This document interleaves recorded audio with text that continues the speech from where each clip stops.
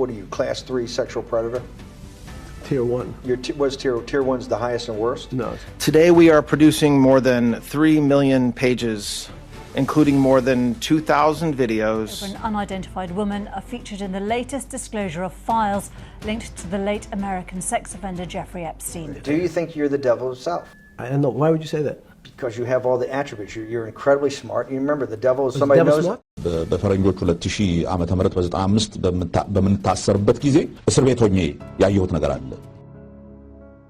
ብዛዕባ ጀፍሪ ኤፕስተን ንዓመታት ተሓቢኡ ጸንሐ ንሓያላት ፖለቲከኛታትን ነገስታትን ዘንቀጥቅጥ ዘሰንብድ ሓቂ ኣብዛ ዓመት 2026 ናብ ህዝቢ ተዘርግሕዩ ካብቲ ሰይጣን ዲኻ ተባሂሉ ተሓተተሉ ቃለ ምሕተት ጀሚርካ ክሳብቶም ንዓለም ዘናወፁ ሚስጥራዊ ሰነዳት እቲ ሓቂ ካብቲ ዝግመቶ ንላዕሊ ተሓላለኸን ዘስካሕክሕን ኮይኑ ተረኺቡ እዩ እዚ ታሪኽ እዚ ብዛዕባ ሓደ ሃብታም ጥራይ ዘይኮነስ ብዛዕባ ተብድሕሪ መጋረጃ ኮይኑ ንዓለም ዝቆጣጠር ዝነበረ ጸሊም መርበብ እዩ ኣብ ናይ ሎማዓንቲ መደብና ብዛዕባ ጀፍሪ ኤፕስተን ተባህለ ንነዊሕ እዋን ኣብ ደቂ ኣንስትዮ ዝተፈጸመን ጾታዊ ዓመፅን ክኽሰስ ዝጸንሐ ኣብ 2026 ድማ ኩሉ ገበናቱ ተጋሂዱ ዝወጸሉ ሰብ እዩ ካብዚ ሓሊፉ እውን ካብ ኢትዮጵያ ብርሃኑ ነጋ ጀሚሩ ክሳብቲ እንኮን ብሉፅን ተፃዋቲ ሮናልዶ ይኹን ናይ ዓለምና ሃብታም ዝኾነ ኢሎን መስክ ሒዙሎም ዝመፀ መዘዝ እናተሓበረ እዩ ላይክን ሸርን ብምግባር ሓቢርኩም ንጽንሑ ክብል ይፈቱ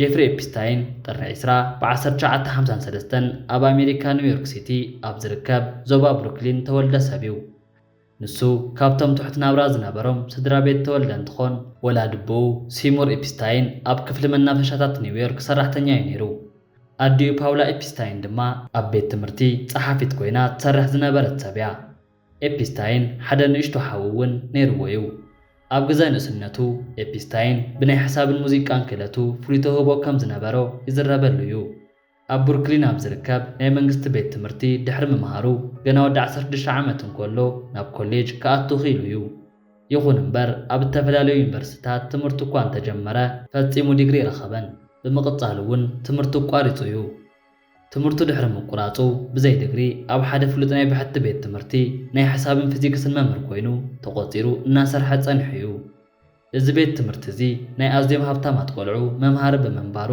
ኤፕስታይን ምስ ሓያላን ሰባት ክላለ ባይታ ፈጢሩሉ እዩ ኣብኡ እንከሎ ድማ ሓደ ካብ ወለዲ ተምሃራዩ ዝነበረ በዓል ሃብቲ ኣስተውዒሉሉ ናብ ዓለም ፋይናንስ ኣእትይዎ እዩ ካብቲ ግዜ ተጀሚሩ ኤፕስታይን ብኸመይ ሚስጥራዊ ብዝኾነ መገዲ ዓብ ሃብቲ ከም ዘኻዕበተ ንብዙሓት ሰባት ዘገረመ እዩ ንሱ ብዛዕባ ናይ ባዕሉን ስድራ ቤቱን ብዙሕ ምዝራብ ዘይፈቱ ሚስጥራዊ ሰብ ኮይኑ ካብ ድኻ ስድራ ቤት ተወሊዱ ናብቲ ዝለዓለ ናይ ሃብቲ ደረጃ መብፅሑ ንብዙሓት ሰባት መታለሊ ዝኾነሉ ሓደ መገዲ ነይሩ ኤፕስታይን ነዚ ብናይ ንእስነት ክእለቱን ሚስጥራዊ ሃብቱን ዝረኸቦ ጽልዋ ተጠቂሙ ጸኒሑ ናብቲ ዘስካሕክሕ ናይ ጾታዊ ግህሰት ገበናት ከኣቱ ኪኢሉ እዩ ዛንትኡ ካብ ትሑት ስድራ ቤት ተላዒሉ ብብልሕን ተንኮልን ናብ ኣዝዩ ሓደገኛ ዓለም ለኻዊ ገበነኛ ተቐይረሉ ታሪኽ እዩ ነይሩ ጀፍሪ ኤፕስታይን ብሚስጥራዊ ሃብቱ ዝፍለጥ ሚልዮነር ኮይኑ ኣብ ከም ኒውዮርክ ፓልም ቢች ፓሪስን ናይ ብሕቲ ደሴታቱን ዝኣመሰሉ ብዙሓት ቦታታት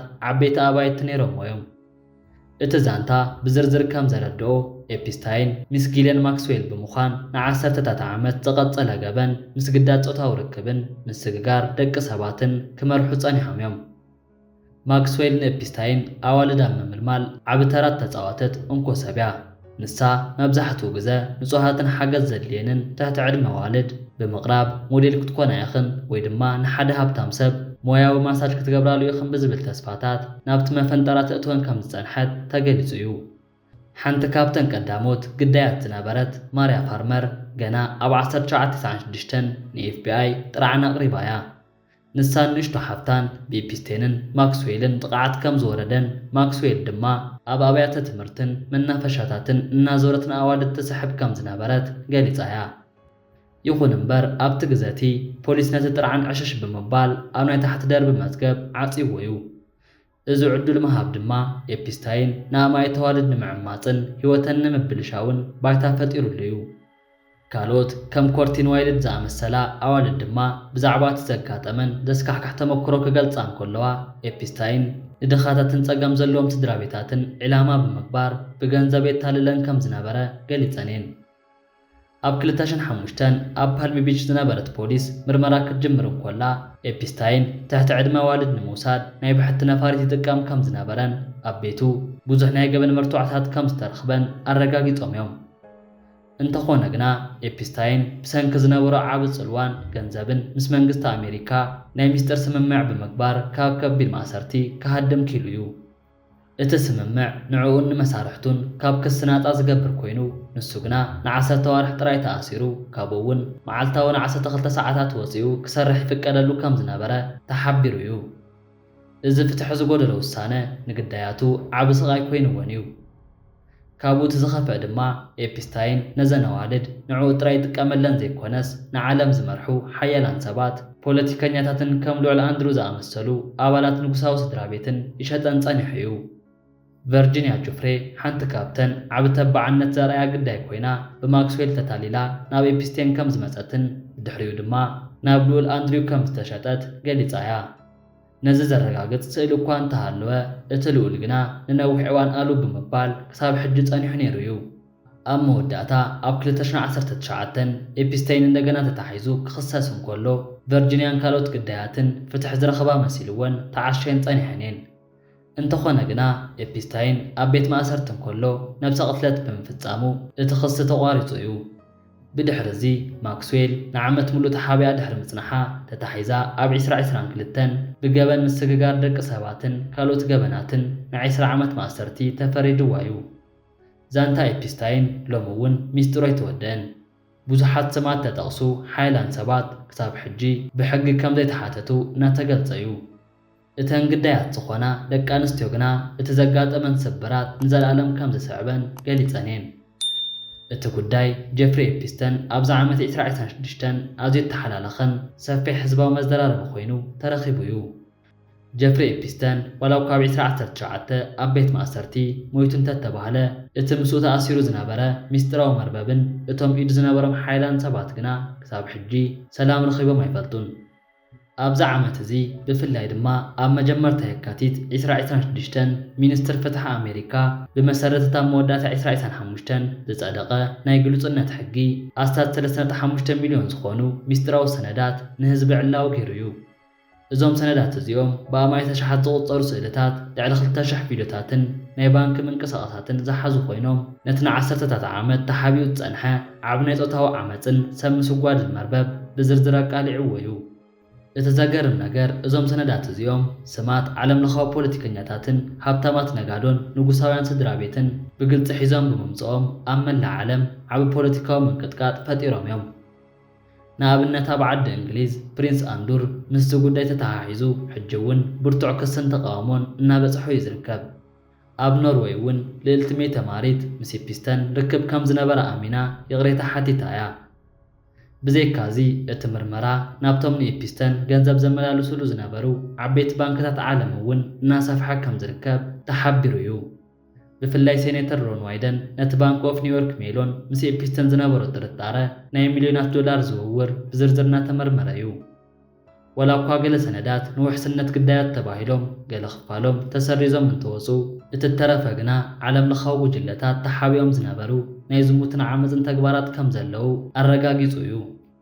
ብዙሓት ግዳያት ሕጂ እውን ፍትሒ ንምርካብ ብሲቪል ክስታት እናተቃለሳ እየን። እቲ ጉዳይ ድማ ካብ ገበናዊ ክስ ወፂኡ ናብ ሕብረተሰባዊ ቃልሲ ተቐይሩ እዩ። እዞም ፋይላት እዚኦም ኤፕስታይን ከመይ ገይሩ ንሓይላት ሰባት ንጥቕሚ ይጥቀመሎም ከም ዝነበረን ከመይ ገይሩ ካብ ሕጊ ክሃድም ከም ዝጸንሐን ዝሕብሩ ኣዝዮም ዘሰንብዱ ሓቅታት ሒዞም ቀሪቦም እዮም። እዚ ኩሉ ድማ ኣብዚ 2026 ዓብ ታሪኻዊ ምዕራፍ ኮይኑ ነቲ ብዓለም ዘሎ ናይ ሃብታማትን ሓይላትን ዘይተተንካፍነት ዝብል ኣተሓሳስባ ዝፈታተም ኮይኑ ተረኺቡ እዩ። ካብዚ ብተወሳኺ ብዛዕባ ኤፕስታይን ዝወፁ ሓበሬታታት እናቐጸሉ ኮይኖም ብፍላይ ድማ ካብዞም ዝሓለፉ ሒደት መዓልትታት ዝወፁ ሚልዮን ገጻት ዘለዎም ሰነዳት ሓደ ኣዝዩ ዘሰንብድ ቪድዮ ቃለ ምሕተት ኣቓልቦ ኩሉ ሰብ ስሒቡ እዩ ዝርከብ። እዚ ቃለ ምሕተት እዚ ብስቲቭ ባኖን ተገብረ ኮይኑ ኣብቲ ቪድዮ ባኖን ንኤፕስታይን ብቐጥታ ንስኻ ሰይጣን በዓልኻ ዲኻ ኢሉ ክሓቶ እንከሎ ዘርኢ እዩ። ኤፕስታይን ድማ ብኣዝዩ ዘስካሕካሕ ፍሽኽታ ኣይፋለይን ግና ጽቡቕ መስትያት ኣለኒ ኢሉ ብምላሹ ከላግጽ ተሰሚዑ እዩ።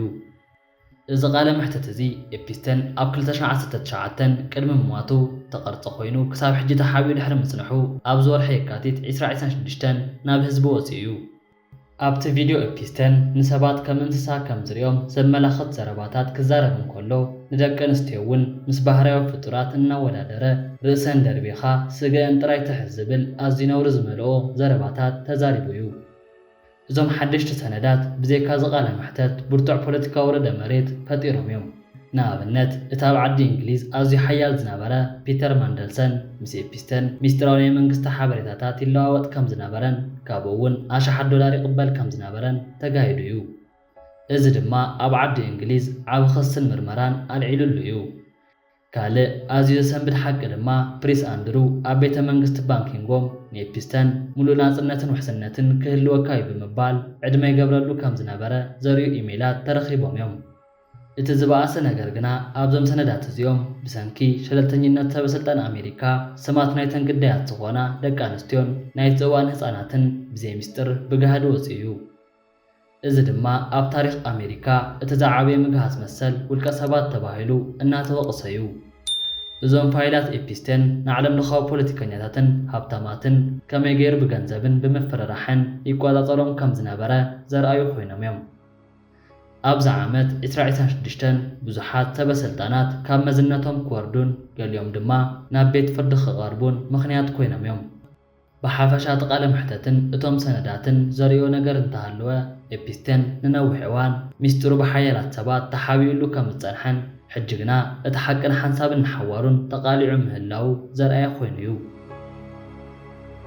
እሞዳኣ ዘለኩም ርእቶ ኣብ ናይ ኮመንት ቦታ ግደፍለይ እናበልኩ ላይክን ሸርን ብምባል ናብ ኩሉን ክባጻሕ ደገፍኩም ኣይፈለይኒ ክብል ፈቱ።